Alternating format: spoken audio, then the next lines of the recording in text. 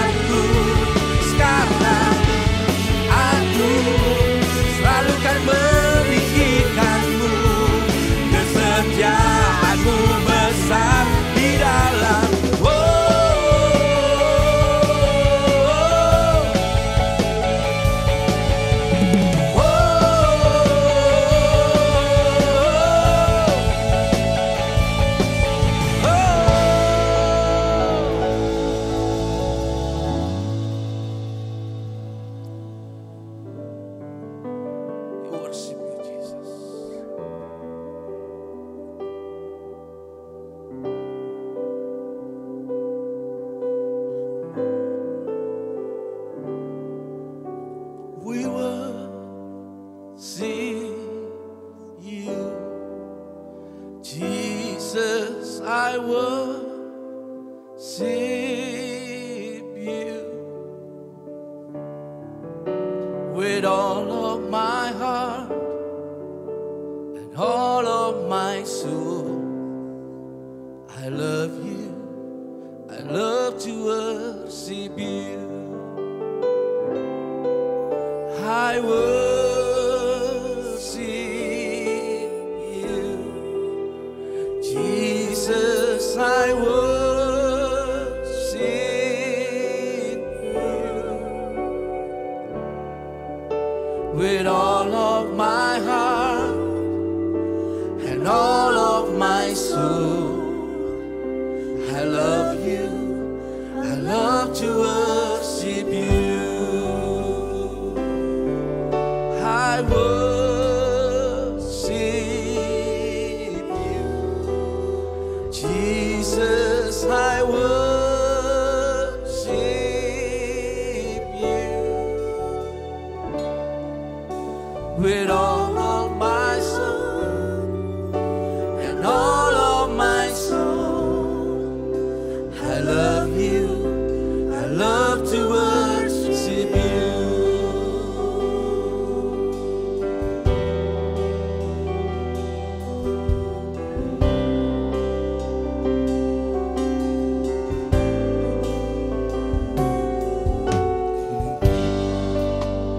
Mau menyembahmu,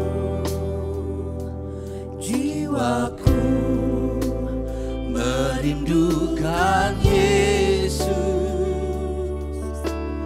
Hanya Kau Tuhan dan Rajaku, ku sembah Kau Allahku. Ku rindu melayanimu, ku suka senangkanmu Yesus.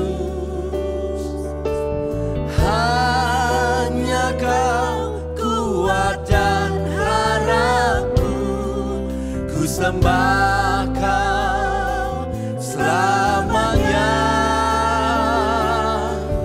Ku sembah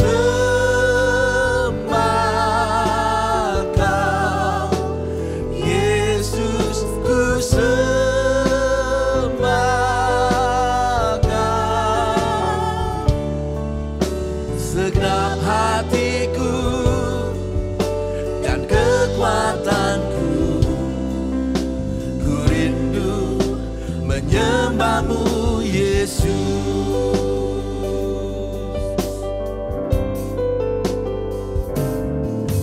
Hatiku mau menyembahmu,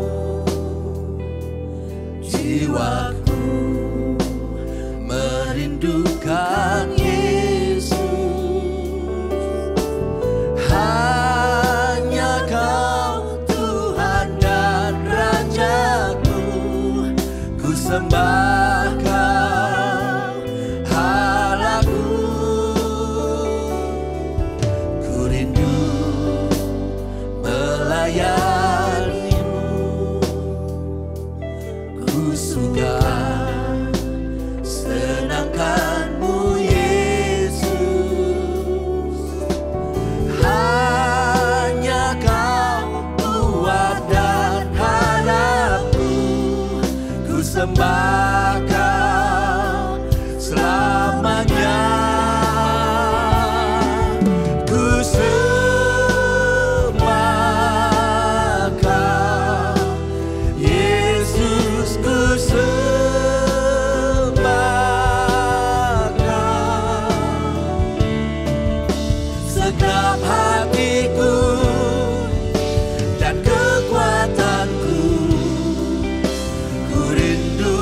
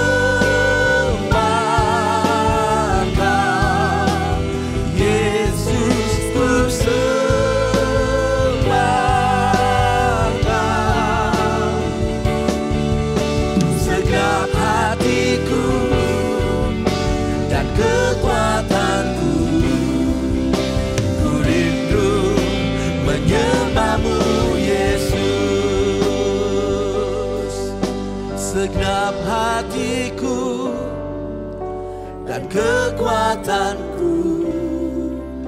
Ku rindu menyembahmu Yesus.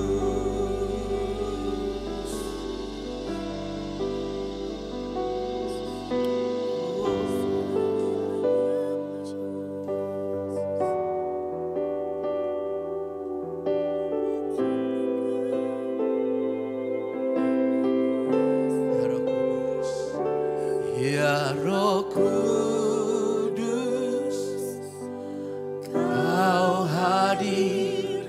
Roh Kudus, lawatlah hadirat-Mu. Penuhiku waktu ku datang untuk menyembah-Mu. Ya Roh Kudus, Kau hadir.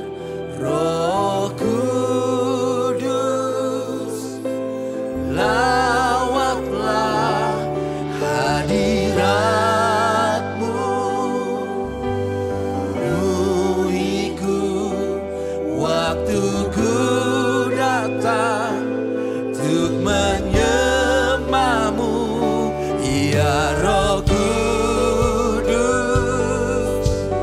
Kau hadir. Roh Kudus, lawatlah hadirat-Mu. Penuhiku waktu ku datang untuk menyembah-Mu.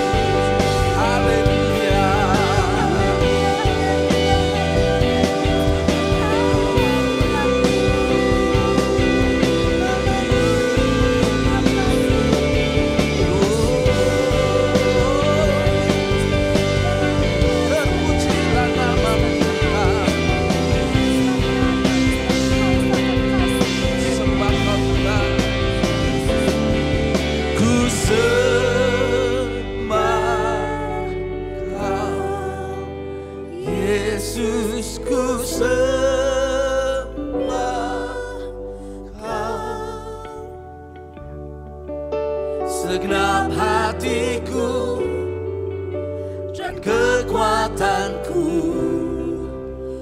rindu menyembahmu Yesus. Ku sembah Kau Yesus, ku sembah Kau.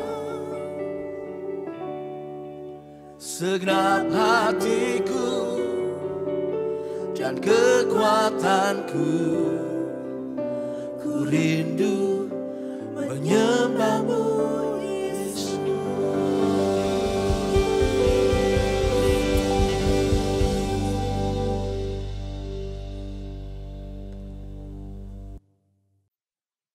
Hari ini di seluruh dunia, hampir semua orang memiliki pertanyaan yang sama.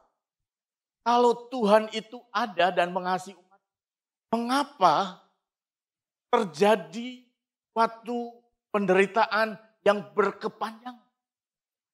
Sudah berdoa, sudah berusaha, bukannya tambah baik, bukannya lebih baik, lebih parah. Dan kalau kita berpikir kalau Tuhan itu ada, mengapa kita sudah berdoa, kita sudah segala macam cara kita lakukan, tapi masalah kita yang namanya corona tidak kunjung berhenti. Mengapa? Di mana Tuhan? Bapak Ibu yang kasih dalam Tuhan, pertanyaan yang sama seperti ini juga pernah diucapkan oleh banyak orang di dalam firman Tuhan di Alkitab. Nah, pagi hari ini ada satu orang, ada satu hamba Tuhan dalam Alkitab yang mengajukan pertanyaan yang sama. Bahkan dia sempat berkeluh kesah, curhat sama Tuhan. Dengan keadaan dia sudah berdoa, tetapi mengapa Tuhan tidak kabulkan doanya? Sebab itu mari kita baca bersama-sama dalam kitab Habakuk, pasal 1. Sebelumnya kita berdoa. Tuhan, kami benar-benar merasa memerlukan Engkau. Kami sebagai manusia tak berdaya.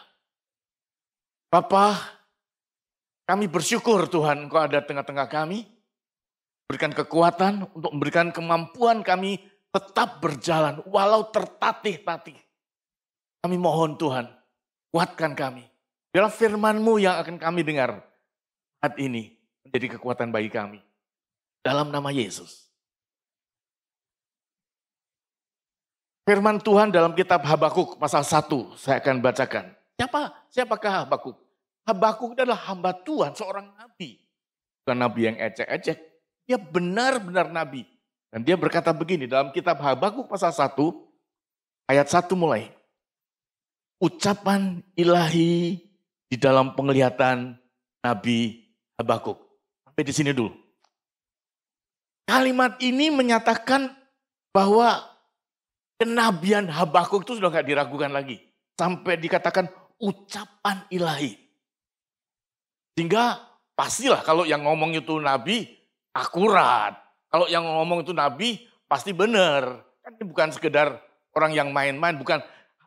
Habakuk itu bukan jemaat Tuhan yang biasa, yang iseng, yang tukang kritik. Bukan. Dia itu betul-betul hamba Tuhan yang diurapi. Jadi omongannya itu pasti terjadi. Kita lanjutkan pembacaan firman Tuhan. Ayat 2. Berapa lama lagi Tuhan aku berteriak, tetapi tidak kau dengar. Aku berseru kepadamu. Penindasan, tapi tidak kau tolong. Kalimat ini dengan lugas Habakuk mengatakan betapa hatinya itu meronta-beronta. Apa yang membuat kok berkepanjangan masalah ini? Kita lanjutkan ayat 3 dan 4. Mengapa engkau memperlihatkan kepadaku kejahatan sehingga aku memandang kelaliman? Ya, aniaya dan kekerasan ada di depan mataku. Perbantahan dan pertikaian terjadi. 4. Itulah sebabnya hukum kehilangan kekuatannya dan tidak pernah muncul keadilan. Sebab orang fasik mengepung orang benar. Itulah sebabnya keadilan muncul terbalik. Bapak Ibu yang kasih dalam Tuhan, ayat ini betul-betul menggambarkan betapa keadaan di negara Israel Yehuda waktu itu sungguh-sungguh kacau. Habakuk sebagai nabi sudah berdoa, sudah bersyafaat, tapi tidak kunjung berubah. Tangan Tuhan seolah-olah tidak mau tahu. Tuhan berdiam diri. Bahkan seolah-olah kalau kita baca selanjutnya, Habakuk menyalahkan Tuhan. Mengapa Tuhan tidak bergerak? Kita lanjutkan. Bagaimana Tuhan menanggapi, kita lanjutkan bagaimana Tuhan meresponi curhatnya si Habakuk ini. Ini firman Tuhan, ayat 5. Lihatlah di antara bangsa-bangsa dan perhatikanlah. Jadilah heran dan tercengang-cengang. Sebab aku melakukan suatu pekerjaan dalam zamanmu yang tidak akan kamu percayai jika diceritakan. Sebab sesungguhnya akulah yang membangkitkan orang Kasdim. Kasdim itu Babel. Bangsa yang garang dan tangkas itu yang melintasi lintang bujur bumi untuk menduduki tempat kediaman yang bukan kepunyaan mereka. Bapak Ibu bayangkan, ini tambah membuat Habakuk lebih frustasi lagi. Pertama, keadaan bangsa Israel sudah nggak karuan. Ditambah lagi, bangsa dari luar yaitu Babel akan menyerang, akan mengambil dan menghancurkan. Jadi penderitaan mereka bertumpuk-tumpuk. Nah untuk itu mari kita bersama-sama mencari jawaban dari Tuhan. Sebab apa yang dialami Habakuk sama dengan apa yang kita alami hari ini. Sebab kalau kita perhatikan, bukan hanya masalah penyakit saja yang kita hadapi, tapi dampaknya secara ekonomi sulit. Secara keluarga banyaknya angka belum lagi pekerjaan-pekerjaan, lapangan pekerjaan. Banyak hal-hal yang mengalami kekacauan. Tapi mari kita bersama-sama melihat jawaban Tuhan. Saudara, percayalah di dalam Tuhan ada jawaban. Hari ini kita akan melihat, hari ini kita akan disegarkan, hari ini kita akan berdiri tegak. Oke, apapun yang terjadi, aku akan hadapi. Sebab itu kita melihat selanjutnya bagaimana Tuhan bekerja di dalam firman-Nya.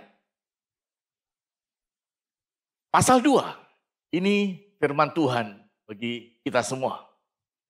Habakuk pasal 2 ayat 1 sampai 4. Aku mau berdiri di tempat pengintaianku dan berdiri tegak di menara. Aku mau meninjau dan menantikan apa yang akan difirmankannya kepadaku. Dan apa yang akan dijawabnya atas pengaduanku. Lalu Tuhan menjawab aku demikian. Tuliskanlah penglihatan itu dan ukirkanlah itu pada loh-loh. Supaya orang sambil lalu dapat membacanya. Sebab penglihatan itu masih menanti saatnya. Tetapi ia bersegera menuju kesudahannya dengan tidak menipu. Apabila berlambat-lambat, nantikanlah itu. Sebab itu sungguh-sungguh akan datang dan tidak akan bertangguh. Ayat 4. Sesungguhnya orang yang membusungkan dada tidak lurus hatinya. Tetapi orang yang benar itu akan hidup oleh percaya. Kalimat terakhir ini yang akan jadi jawaban bagi kita dan akan menjadi pegangan hidup kita. Kita baca bersama-sama bagian terakhir ayat 4b. Tetapi orang yang benar itu akan hidup oleh percayanya. Orang yang hidup benar akan hidup oleh percayanya. Jadi sekalipun doa kita belum dijawab. Sekalipun Tuhan belum menunjukkan tanda apa-apa untuk perubahan, pemulihan. Bapak Ibu, tetaplah percaya. Orang yang benar itu hidup oleh percayanya. Karena pertanyaannya, apa dasarnya kita mempercayai Tuhan dalam keadaan yang begini kacau? Dalam keadaan yang begini sulit, apa dasarnya? Apa yang kita percaya? Kita sudah berdoa, kita sudah berusaha, kok nggak berubah juga? Apa yang bisa dipercaya? Ada 3 hal mengapa kita tetap percaya pada Tuhan. Yang pertama, percayalah bahwa Tuhan adalah Sang Penguasa sejarah.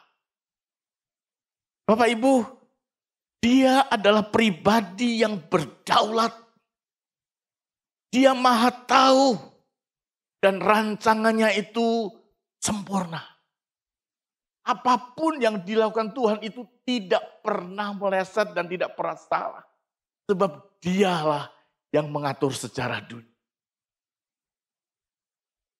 Karena Tuhan maha tahu dan kita terbatas, seringkali kita salah memikir, salah membuat kesimpulan tentang apa yang kita lihat. Karena kita terbatas. Tuhan maha tahu. Kalau kita berbicara mengenai sejarah, Bapak Ibu, Tuhan itulah yang mengatur sejarah dunia. Ada 2 peristiwa besar yang saya ingin ungkapkan yang membuat sejarah itu begitu hebat diatur oleh Tuhan. Yang pertama adalah cerita tentang Yusuf. Yusuf dari remaja dia sudah mendapatkan visi dari Tuhan, mimpi dari Tuhan bahwa dia akan dipakai Tuhan, dia akan berangkat. Tetapi setelah dia menerima visi itu, apakah dia langsung hidup enak, langsung melihat kenyataannya? Tidak, Bapak, Ibu. Setelah dia melihat visi itu, hidupnya berantakan. Dia dibuang di sumur, dia diperbudak, dia difitnah. Betul-betul dia mengalami saat-saat yang sangat gelap dalam hidupnya. Tetapi ada satu saat setelah proses berlalu, Tuhan secara perlahan mengangkat dia. Dan tiba-tiba dari seseorang yang bukan siapa-siapa menjadi seorang Perdana Menteri negara Mesir. Dari orang yang tidak mempunyai apa-apa, tidak punya kedudukan apa-apa, tiba-tiba Tuhan angkat dia. Mengapa? Tuhan yang mengatur. Tuhan yang mengatur sejarah. From nothing, become something. Dari orang yang bukan siapa-siapa menjadi orang yang hebat. Itu Tuhan yang mengatur. Memang, kalau kita melihat atau Yusuf melihat dirinya pada saat dimasukkan di sumur. Kalau hanya itu saja yang dilihat, pasti dia akan frustasi. Atau kalau dia hanya melihat pada waktu dia menjadi budak, jadi pembantu. Mungkin dia pikir, janji Tuhan, katanya Tuhan itu janjinya bisa dipercaya. Kenapa aku hanya cukup begini saja, di penjara, difitnah? Kalau kita melihat hanya satu spot, maka yang keluar dari hati adalah kedongkolan, kejengkelan, tidak puasan. Tapi kalau kita melihat cerita Yusuf secara utuh, maka kita akan melihat hebat Tuhan itu. Pembuat sejarah yang handal. Dia mampu membuat orang yang tadinya bukan siapa-siapa, yang terbuang, yang tertolak, yang tidak punya nama. Jadi orang yang hebat. Itulah Tuhan yang mengatur sejarah. Peristiwa kedua, yaitu lahirnya negara Israel. Tanggal 14 Mei tahun 1948, lahirlah sebuah negara baru yang disebut negara Israel. Dia sudah pikir, loh baru 48 lahir, bukannya sudah zaman dahulu, zaman Mesir. Betul, memang bangsa Israel itu sudah lama dari dulu, tapi karena pemberontakan, karena kejahatan, karena tegar tenggung mereka, maka Tuhan menghukum mereka, menghancurkan mereka, ditindas, dan bangsa Israel disebar ke seluruh dunia. Dan peta dunia tidak lagi ada negara Israel. Hapus. Sampai pada satu saat 14 Mei tahun 1048. Oleh karena kesetiaan Tuhan, karena kemahakuasaan Tuhan di pembuat sejarah, maka lahir kembali bangsa Israel di tanah Kanaan. Nah, siapa yang bisa membuat itu? Tuhan. Tuhanlah pengatur sejarah. Masalahnya adalah seringkali kita melihat hanya satu spot. Satu titik. Tidak melihat secara keseluruhannya. Hari ini Bapak Ibu, jangan melihat Tuhan hanya pada saat kita sedang mengalami kehancuran. Yang terperosok. Saya tahu ada banyak di antara kita yang mengalami kesulitan ekonomi. Ada banyak kita yang mengalami kesulitan menghadapi pekerjaan. Itu adalah salah satu bagian dari secara utuh. Jangan melihat hanya satu titik. Mari kita melihat dengan perspektif yang besar. Apa rencana Tuhan? Maka kita nanti akan tahu bagaimana hasilnya. Mari kita bersabar. Percayalah kepada Tuhan. Karena Tuhan adalah Allah yang membuat sejarah. Itu alasan yang pertama. Mengapa kita percaya Tuhan? Dialah yang mengatur sejarah. Yang kedua, mengapa kita percaya kepada Tuhan? Karena Tuhan selalu menggenapi firman-Nya. Percayalah, Tuhan selalu menggenapi firman-Nya. Ayat 2 dari Habakuk pasal 2. Lalu Tuhan menjawab aku demikian. Tuliskanlah penglihatan itu dan ukirkanlah itu pada loh-loh. Supaya orang sambil lalu dapat membacanya. Sebab penglihatan itu masih menanti saatnya. Tetapi ia bersegera menuju kesudahannya dengan tidak menipu. Bapak Ibu yang kasih dalam Tuhan, percayalah bahwa Tuhan pasti menggenapi firman-Nya. Dalam ayat ini dikatakan bahwa apa yang Tuhan nubuatkan itu tulislah dalam loh. Tulis dalam loh. Bukan di kertas aja kah atau diucapkan aja. Tuhan mau ditulis dalam loh supaya semua orang tahu bahwa Tuhan gak main-main. Janji Tuhan itu kekal. Sebab itu tuliskanlah. Pada suatu saat ketika itu terjadi, bangsa Israel tahu Tuhan yang sudah berfirman. Bapak Ibu, kalau Tuhan berfirman, dia itu pasti tepati. Pasti ditepati. Tuhan tidak ingkar janji. Ada satu peristiwa. Kita lanjutkan dari bangsa Israel. Bangsa Israel itu dikehendaki Tuhan, dinubuatkan Tuhan untuk diam di tanah Kanaan. Itu yang disebut dengan tanah perjanjian. Di kenyataannya waktu itu mereka sedang diperbudak di negara Mesir. Mereka diperbudak, mereka melakukan kerja rodi, membangun kota, bikin batu bata. Coba kalau mereka hanya melihat itu, putus asa. Kapan saatnya? Kembali, Tuhan adalah Allah yang tidak pernah ingkar janji. Dia menepati janjinya. Sampai suatu saat, Tuhan harus merelokasi untuk menggenapi janjinya bahwa bangsa Israel akan tinggal di tanah Kanaan. Maka Tuhan harus merelokasi atau memindahkan seluruh bangsa Israel dari Mesir ke tanah Kanaan. Wow.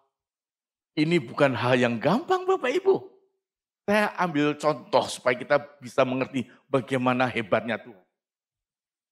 Kita melihat kasus di sekeliling kita. Memindahkan satu RT dari satu tempat ke tempat lain. Itu susahnya minta ampun. Apalagi satu RT itu sudah diam di situ di tepi sungai. Sudah mapan, sudah enak. Sudah merasa nyaman. Disuruh pindah. Mana mau? Memang sih ada orang mengatakan, bagus kumuh. Ada tempat yang lain yang lebih bagus. Saudara, tidak semudah itu. Memindahkan masyarakat satu RT ke tempat yang lain pun susahnya minta ampun. Apalagi Tuhan harus merelokasi satu bangsa. Bukan satu RT. Satu bangsa yang jumlahnya bangsa Israel waktu itu kurang lebih 2 juta. Orang Jawa bilang pindah satu RT itu bedol deso. Ini bukan bedol deso, bedol negoro. Satu negara harus dipindahkan. Saudara bisa bayangkan 2 juta? Penduduk Samarinda ini hanya 1 juta kurang lebih. Nah ini 2 juta, bagaimana memindahkan masyarakat sejumlah 2 juta dari satu negara ke negara lain. Bukan ke RT sebelah, bukan. Ke negara lain. Lintas batas negara. Itu suatu hal yang mustahil. Tapi kembali, kita percaya pada Tuhan. Mengapa? Karena Tuhan adalah Allah yang menggenapi janjinya. Sesulit apapun, separah apapun, kalau Tuhan sudah berfirman, Dia akan buktikan. Dan fakta sejarah mengatakan, akhirnya bangsa Israel masuk tanah Kanaan. Mereka menjadi negara yang besar, negara yang jaya, negara yang hebat, disegani, dan mereka makmur. Tuhan menggenapi firman-Nya dari perbudakan. Puji Tuhan, itulah Tuhan. Apa kita ragu? Mari kita percaya. Yang ketiga, mengapa kita percaya Tuhan? Karena Tuhan senantiasa bekerja tepat pada waktunya. Percayalah bahwa Tuhan bekerja tepat waktunya. Kita baca ayat 3, ya, Habakuk 2. Sebab penglihatan itu masih menanti saatnya. Tetapi ia bersegera menuju kesudahannya dengan tidak menipu. Apabila berlambat-lambat, nantikanlah itu. Sebab itu sungguh-sungguh akan datang dan tidak akan bertangguh. Tidak akan bertangguh. Bapak Ibu yang kasih dalam Tuhan. Tuhan kita itu bekerja mengikuti timetable. Jadwalnya. Ada aturan waktu yang Tuhan sudah tetapkan. Dia enggak gerusa-gerusu. Tuhan tidak pernah terlambat. Dia juga tidak pernah tergesa-gesa. Segala sesuatu yang Tuhan kerjakan memenuhi rencananya selalu tepat waktu Tuhan. Memang kadang-kadang kita melihat sesuatu yang tidak seperti yang kita inginkan dan punya rencana lain. Tapi dalam hal ini, di dalam situasi yang seperti ini kita seolah-olah terpuruk, seolah tidak ada harapan. Percayalah, karena Tuhan bergerak menurut waktunya. Belum waktunya, bersabar, tunggu Bapak Ibu. Memang saya tahu manusia itu mempunyai kecenderungan untuk segala sesuatu itu serba cepat, instan. Makanya laku sekali iklan yang mengatakan, saudara akan menjadi seorang milioner dalam waktu 1 bulan. Langsung terbu. Saudara akan turun badan 10 kilo dalam 1 bulan. Laku sekali. Kenapa? Cepat, instan. Kenyataannya kan tidak seperti itu. Dalam hal tertentu, instan itu memang bisa. Produk-produk manusia, teknologi, pengetahuan, semua bisa diatur. Karena manusia memang hebat. Tetapi kalau kita sudah berbicara mengenai kehidupan, tidak bisa instan. Tunggu waktu Tuhan. Nah, Bapak Ibu yang kasih dalam Tuhan, kita lanjutkan lagi. Bagaimana Tuhan itu tidak tergesa-gesa. Salah satu contoh dalam pelayanan Tuhan Yesus. Tuhan Yesus mempunyai satu sohib, teman akrab di luar dari murid-murid yang bernama Lazarus. Alkitab mengatakan Tuhan itu sayang banget sama Lazarus. Sangat mencintai Lazarus. Pada satu saat, Marta telepon Tuhan Yesus. Guru, sobatmu Lazarus sakit keras, cepat datang, tolong dia. Marta itu kakaknya Lazarus. Tiba-tiba menelpon bahwa Lazarus, teman akrabnya Tuhan Yesus sakit keras, tolong didoakan. Saudara, bisa bayangkan? Yesus punya teman akrab sakit keras. Bagaimana reaksi Yesus? Mungkin kalau saudara dan saya dalam posisi seperti Yesus, saudara akan balas, oh siap, aku akan pergi sekarang. Langsung saudara chat dengan WA, OTW. kasih emoji orang lari, kemudian dikasih emoji orang menangis, dan satu lagi hati. Saudara akan segera meninggalkan tempat, pergi ke tempat itu. Karena itu sohib, sakit keras. Itu kalau kita. Yesus, apakah dia seperti itu? Reaksinya begitu cepat. Begitu dengar berita langsung bergerak. Apa reaksi Yesus? Dengar baik-baik. Ketika Yesus mendengar kabar bahwa saudaranya atau sahabatnya itu sakit keras, Yesus menjawab, it's okay. Tenang aja, gak apa-apa. Nanti aku akan datang, tenang aja. Setelah dia menjawab dengan kata tenang aja, Yesus tidak langsung meninggalkan tempat menuju ke tempat di mana sahabatnya sakit. Tidak. Alkitab berkata dia masih bertahan di situ 2 hari lagi. Kita kenapa kok Tuhan tidak langsung pergi? Itu kan teman dekatnya. Tuhan mengasihi dalam keadaan sakit keras. Mengapa tidak segera ditolong? Sakit keras. Ingat, Tuhan bergerak menurut waktu. Ada waktunya mengapa Tuhan tidak langsung menjawab doa. Yesus baru bertemu dengan Lazarus. Bertemu dengan keluarga Lazarus setelah 4 hari. Dan akhirnya Yesus datang setelah 4 hari. Dan saudara tahu, ketika Yesus berangkat menuju ke tempat itu, 4 hari sesudah dia mendengar berita itu, ternyata Lazarus, sahabatnya yang dikasih itu, sudah meninggal dunia. Dan sampai di situ penuh dengan orang yang sedang berduka, tangisan, duka cita, semua memenuhi ruangan itu. Karena rumah itu rumah duka. Saudara berpikir, it's too late. Apakah saudara berkata, Yesus terlambat? Marta mengatakan terlambat. Ya, tapi Tuhan tidak pernah terlambat. Apapun yang dilakukan Tuhan, dia punya perencanaan yang benar. Saudara, apa yang terjadi yang dilakukan Yesus? Begitu dia mendengar bahwa Lazarus sudah meninggal. Memang sebagai rasa empati kepada Marta dan Maria, kakak Lazarus, Yesus tunjukkan simpatinya. Dia merasa sedih. Kesedihan Yesus karena dia menghormati Maria dan Marta yang adalah sahabat-sahabat. Tetapi pribadi Yesus tidak takut dan tidak panik dengan kematian Lazarus.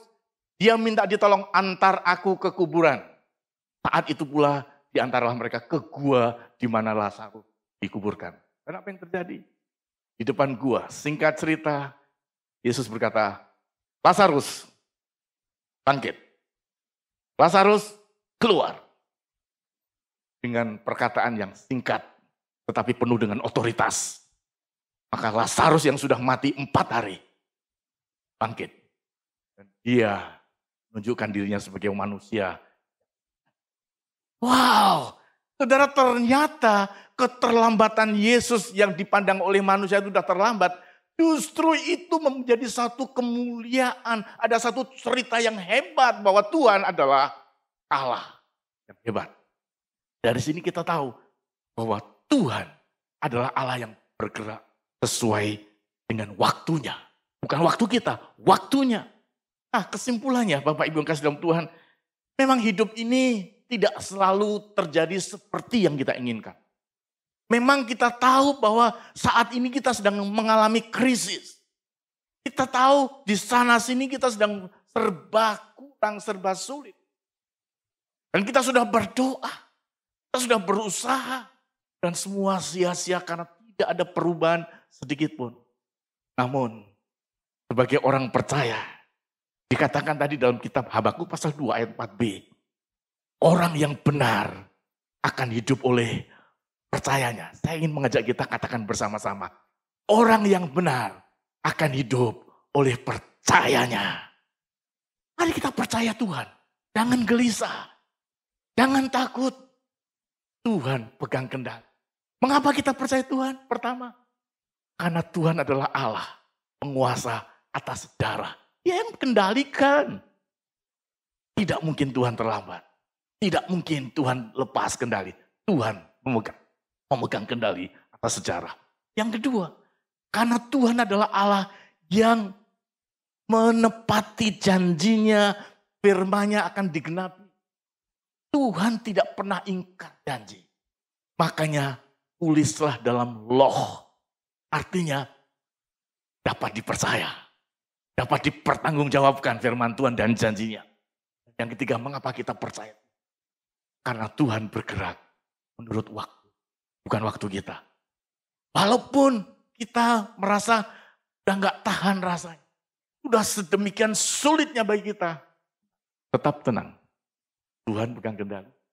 Saatnya. Kalau toh menurut kita rasanya sudah terlambat. Sama seperti Lazarus. Kalau mungkin bagi kita, aduh udah kehilangan, aku udah sempat di PHK. Aku udah oke. Tuhan masih bisa membalik. Tuhan masih bisa merubah nasib. Menurut manusia terlambat, tapi tidak menurut Tuhan. Tuhan punya cara yang ajaib untuk melakukan terobosan. Tuhan punya cara untuk membalikkan nasib kita. Yang tadinya kita ngos-ngos, sulit. Tuhan mampu untuk membangkitkan kita kembali. Sebab itu, mari tetap percaya kepada Tuhan. Jangan kita merasa kita tidak bisa. Katakan pada dirimu sendiri, aku bisa. Karena Tuhan, orang yang benar, akan hidup oleh percayanya. Sebab itu Bapak Ibu yang kasih dalam Tuhan, saya akan berdoa buat saudara. Ada di antara saudara yang sudah mulai putus asa. Ada di antara kita yang sudah frustasi, udah nggak tahu mau bagaimana. Ada mungkin dari antara kita yang sudah sempat kehilangan mata pencaharian. Atau mungkin di antara kita ada yang sudah sempat melakukan hal-hal yang tidak benar. Percayalah Tuhan. Percayalah kepadanya. Dia akan buat sesuatu yang indah pada waktunya. Mari kita berdoa. Ya Tuhan Allah kami yang di surga. Benar kata firman-Mu. Kami memang merasa frustasi. Benar ya Tuhan. Keadaan kami seolah-olah tidak mendukung. Apa yang terjadi di sekeliling kami tidak menguatkan kami, bahkan memperlemah kami. Tidak ada yang baik rasanya. Hukum tidak bisa dipercaya. Teman, sahabat pun tidak bisa diandalkan. Bahkan kadang-kadang kekayaan kami pun tidak bisa memberikan kami pengharapan karena kami sudah habis. Tetapi kami bersyukur Tuhan. Kami memiliki Allah. Yesus, Kau adalah Allah yang ajaib. Datang kepadamu Tuhan di dalam keterbatasan kami. Kiranya Tuhan menolong setiap umat-Mu yang saat ini terpuruk. Dalam nama Tuhan Yesus Kristus kuatkan. Bangkitkan kembali semangatnya. Tuhan kami berdoa untuk rumah tangga yang sudah mulai putus asa dengan keadaan ini. Yang tidak henti-hentinya penderitaan demi penderitaan berkesinambungan. Tuhan, hadirlah. Tenangkanlah dan kuatkanlah mereka. Di dalam nama Yesus Kristus. Damai sejahtera turun ke atas rumah tangga yang sudah mulai gelisah. Kami juga berdoa untuk para pengusaha-pengusaha yang sudah mulai resah. Krisis yang berkepanjangan. Tuhan, Kau adalah Allah yang memegang kendali atas dunia. Kau yang merubah sejarah. Engkau yang melakukan sejarah. Dan Engkaulah yang memimpin kami menulis sejarah. Itu sebabnya Tuhan memberkati. Berikan hikmat pada teman-teman sahabat-sahabat kami. Para pengusaha, para pedagang. Para orang-orang yang sedang berjuang untuk hidup mereka. Demi rumah tangga mereka. Demi masa depan mereka. Tuhan, kami tahu Tuhan Engkau pegang kendali. Serahkan dalam tangan-Mu. Engkau buka jalan, Engkau berikan kekuatan, Engkau berikan hikmat. Sehingga ada sesuatu terobosan terjadi. Terima kasih Bapa, kami bersyukur atas kebaikan-Mu. Kami percaya bahwa Engkau adalah Allah yang memegang kuasa atas sejarah. Engkau adalah Allah yang memenuhi janji firman-Mu. Dan Engkau adalah Allah yang bergerak menurut waktu yang tepat. Ini menantikan kami tetap mengasihi-Mu, sebab Engkau adalah Allah.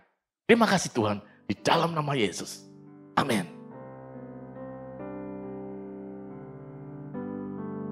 Bapak, Ibu, Saudara-saudari sekalian, hari ini kita akan melakukan perjamuan kudus. Mari kita mempersiapkan hati kita bagi Tuhan, supaya lewat perjamuan kudus pada hari ini, membawa kita makin dekat dengan Tuhan. Kita bisa mengerti, menghargai betapa Tuhan sangat mengasihi kita.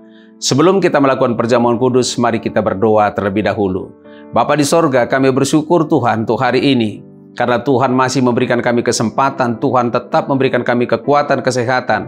Dan hari ini kami akan melakukan perjamuan kudus. Kami percaya Tuhan, lewat perjamuan kudus yang kami terima pada hari ini, Tuhan sedang mengingatkan kami betapa Tuhan sangat mengasihi kami. Di dalam nama Tuhan Yesus kami berdoa. Amin. Bapak, Ibu, Saudara-saudari sekalian, dan jemaat Tuhan, di mana saja Anda berada hari ini, mari kita angkat roti di tangan kanan kita yang melambangkan tubuh Tuhan kita. Alkitab berkata kepada kita pada waktu malam sebelum Yesus diserahkan, Dia mengambil roti dan memecah-mecahkannya dan membagikannya kepada murid-muridnya. Dan Dia berkata, inilah tubuhku, buatlah ini menjadi peringatan akan aku. Dan saya percaya lewat tubuh Tuhan yang ada di tangan kita, dan waktu kita akan makan bersama-sama, kita menyatu dengan Tuhan, dan kita juga menyatu dengan semua tubuh Kristus yang ada di muka bumi ini. Waktu kita memakan tubuh Tuhan, maka kita akan merasakan betapa kasih Tuhan luar biasa di dalam hidup kita. Mari kita makan tubuh Tuhan bersama-sama di dalam nama Tuhan Yesus.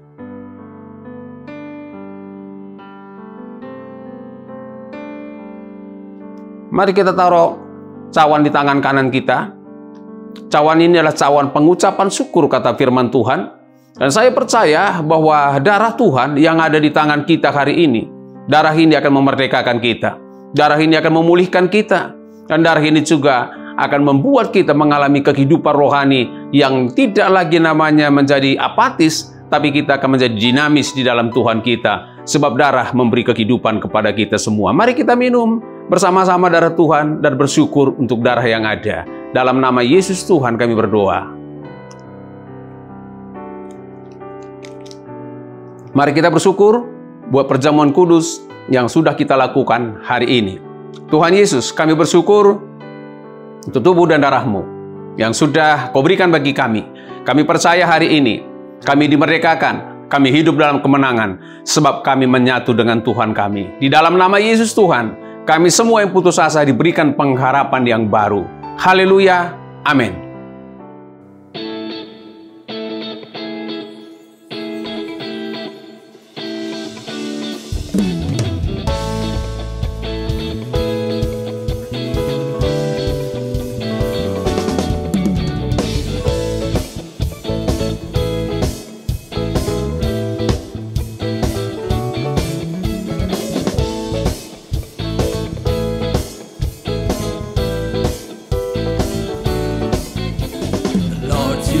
Good and your mercy endureth forever. Lord, you are good and your mercy endureth forever. People from every nation and tongue, from generation to generation, we worship you. Hallelujah, hallelujah, we worship you for who you are. We worship you. Hallelujah, hallelujah, we worship you for who you are. You are good.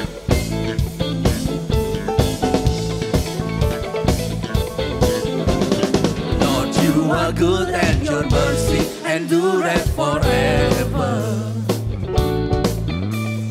Lord, you are good and your mercy endureth forever.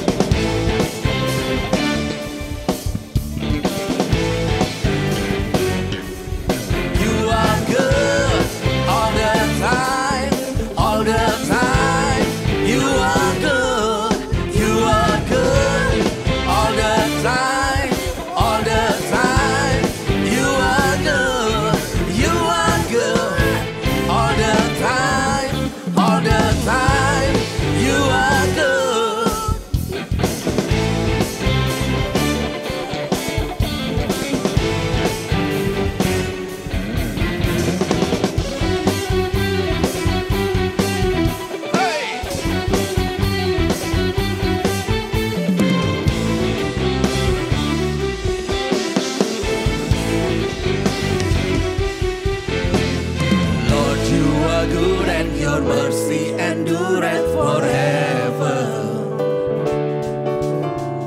Lord, you are good and your mercy endureth forever. Lord, you are good and your mercy endureth forever. Lord, you are good and your mercy endureth forever. People from every nation and tongue, from generation to generation, we worship you. Hallelujah, hallelujah, we worship you for who you are. We worship you, hallelujah, hallelujah, we worship you for who you are, for who you are, for who you are, for who you are.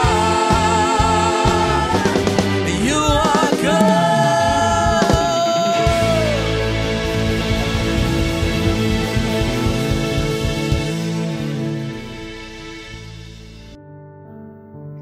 Mari kita akhiri ibadah kita pada hari ini. Saya percaya lewat ibadah kita hari ini, kita akan mengalami kemenangan demi kemenangan di dalam menjalani kehidupan kita di hari-hari ke depan. Mari kita mengangkat tangan kita. Bapa di sorga, kami bersyukur untuk hari ini. Kami sudah beribadah sekalipun melalui online. Kami percaya kuasa Tuhan tidak terbatas. Dan kami tetap punya pengharapan kepada Tuhan. Sebab orang yang berharap kepada Tuhan, Engkau yang berjanji tidak pernah Kau kecewakan. Berkati semua anak-anak-Mu di mana saja mereka berada hari ini Tuhan. Aku berdoa di dalam nama Yesus. Biarlah damai sejahtera Allah yang melampaui segala akal dan pikiran turun dalam hidup mereka. Mereka menjadi tenang. Mereka tidak takut menghadapi hari-hari ke depan ini. Sebab ada tangan Tuhan yang menolong, memegang mereka dan menuntun kehidupan semua anak-anak-Mu. Berkati mereka semua Tuhan, berkati keluarga mereka, berkati anak-anak mereka, berkati studi mereka, usaha pekerjaan mereka. Jauhkan mereka semua dari hal-hal yang menghancurkan, mencelakakan kehidupan mereka. Sebab kami ada di dalam tangan Tuhan. Dan kami percaya kami aman karena kami bersama-sama dengan Tuhan. Kami bersyukur hari ini. Di dalam nama Tuhan Yesus kami berdoa. Terimalah berkat daripada Allah Bapa, kasih sayang dari Tuhan kita Yesus Kristus, dan Roh Kudus-Nya menyertai kita hari ini sampai selama-lamanya. Haleluya. Amin. Terima kasih telah mengikuti ibadah kami secara online. Kami percaya Anda terus bertumbuh dalam iman dan kasih kepada Tuhan. Memberikan persembahan adalah bagian dari ibadah online ini, sebagai tanda ucapan syukur kita kepada Tuhan. Anda dapat mengirimkan persembahan dan persepuluhan ke rekening gereja dengan cara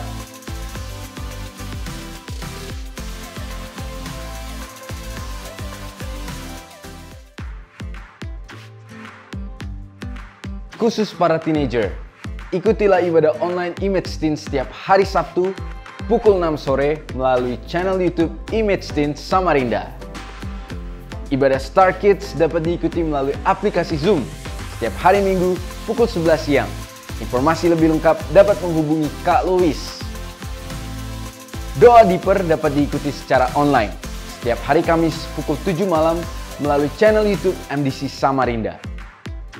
Selama Doa Deeper, Anda dapat mengirimkan pokok doa Anda untuk didoakan dalam Doa Deeper. Jangan lupa untuk tetap terkoneksi dengan MDC Samarinda. Anda bisa follow dan subscribe ke media sosial kami di Instagram, Facebook, YouTube, maupun aplikasi MDC Samarinda. Terima kasih telah beribadah bersama kami, dan kami sangat menantikan kunjungan Anda selanjutnya.